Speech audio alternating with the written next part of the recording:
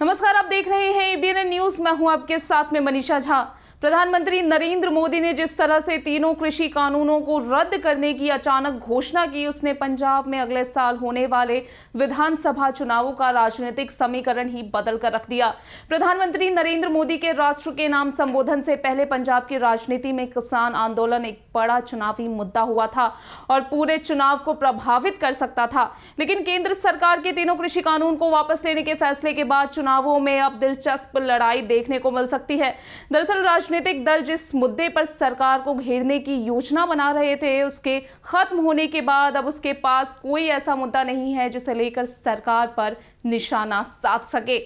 राजनीतिक जानकारों का कहना है कि केंद्र सरकार के इस फैसले का सबसे ज्यादा लाभ पंजाब के पूर्व मुख्यमंत्री अमरिंदर सिंह को मिल सकता है। कैप्टन अमरिंदर सिंह प्रधानमंत्री नरेंद्र मोदी और गृह मंत्री अमित शाह के साथ लगातार कृषि कानून वापस लेने के लिए बात कर रहे थे। उन्होंने सार्वजनिक रूप से घोषणा की थी कि अगर केंद्र सरकार कानून को वापस लेती है तो वह भाजपा के साथ गठबंधन कर आगामी विधानसभा चुनाव लड़ सकते हैं। वह जोर दे रहे थे कि 3 कानूनों के साथ पार्टी के लिए प्रचार करना मुश्किल हो जाएगा, खासकर ग्रामीण इलाकों में। ऐसे में सिंह ने कई बार राष्ट्रीय सुरक्षा के बारे में भी चिंता जाहिर की थी। वहीं तीनों कृषि कानूनों की वापसी के बाद कई अन्य पार्टियों के भी अमरिंदर सिंह के साथ आने की संभावनाएं बढ़ गई हैं। हालांकि अमरिंदर सिंह ने पहले ही कहा था कि अगर तीनों कृषि कानून वापस ले लिए जाते हैं तो उनके प्रयासों को बढ़ावा मिलेगा और गैर कांग्रेसी ताकतों को गठबंधन में शामिल होने के लिए राजी करना उनके लिए आसान हो जाएगा। वहीं दूसरी और शिरोमणि अकाली दल ने किसानों के सामने अपनी छवि कुछ इस तरह की बनाई हुई थी कि वह इन कानूनों के खिलाफ हैं और हर वक्त किसान आंदोलन के साथ खड़ी है। ऐसे में वरिष्ठ नेता और पूर्व कैबिनेट मंत्री हरसिमरत बादल के इस्तीफे के बाद शिरोमणि अकाली दल ने कहा था कि वह केवल किसानों के बारे में सोचती है और उनकी खातिर पार्टी में केंद्र से मिले अपने पद को भी छोड़ दिया था। हालांकि अब जब कानून को निरस्त कर दिया गया है तो ऐसे में पार्टी संकट में आ गई है। दरअसल कैप्टन के भाजपा के साथ तालमेल बिठाने के साथ शिरोमणि अकाली दल के वापस बीजेपी में जाने के रास्ते पूरी तरह से बंद हो गए हैं। बहरहाल सत्तारूढ़ कांग्रेस पार्टी ने भी इस मुद्दे पर दावा करते हुए कहा था कि वह ऐसा कोई कदम नहीं उठाएगी जिससे किसानों के हित प्रभावित हो। चरणजीत सिंह चन्नी के मुख्यमंत्री बनने के बाद लगातार कांग्रेस किसान हितैषी घोषणाएं कर रही है। इन घोषणाओं में दिल्ली में 26 जनवरी की हिंसा के दौरान अधिकारियों द्वारा पकड़े गए लोगों को 2 लाख रुपए का मुआवजा भी शामिल है। मालूम हो कि हाल ही में कैबिनेट की बैठक में पराली जलाने के लिए जिम्मेदार किसानों के खिलाफ दर्ज प्राथमिकी को हटाने का फैसला किया गया था। पार्टी की रणनीति के मूल में किसानों का आंदोलन दिखाई पड़ता था।